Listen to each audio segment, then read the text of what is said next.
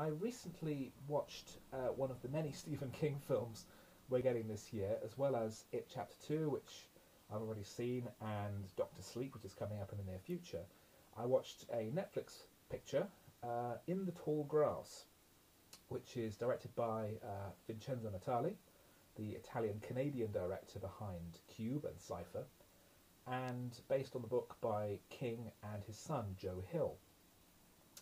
The setup of the story is very simple. A brother and sister driving cross country stop by a large tall grass field for a quick break to stretch their legs. They hear a boy calling for help from inside the field, and they go in to get him. Except the field is seemingly infinite with a mind of its own. There are forces at large that are controlling people and drawing them towards a central node, a rock carved in ancient symbols. The strength of the original story, which I haven't read but I've read up on, is that it doesn't explain anything.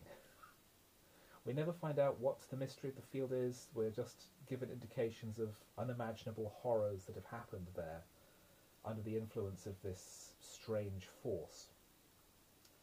The film decides to try and explain everything, that there are these grass creatures that are basically humanoid but with tufts of grass for heads, that there are time loops so that people loop around. There's an alcoholic who gets trapped in there as well, who wants to murder everybody, because that happens in every Stephen King story.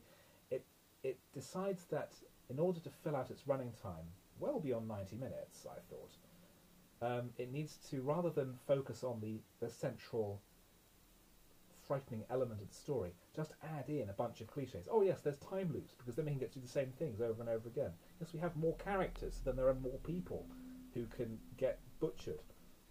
There are a few mildly interesting twists and turns. There's a sequence where a character finds a successive group of decomposing doubles of himself.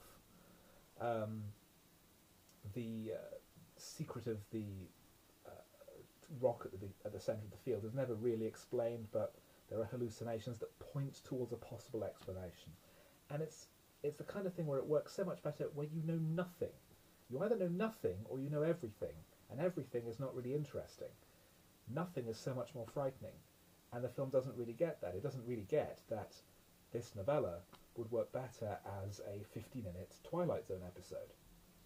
And as a result, it's quite a slog. It's impressive to see a film set almost entirely inside a grassy field, where you are getting a sense continually of changing location when the environment itself looks so monotonous.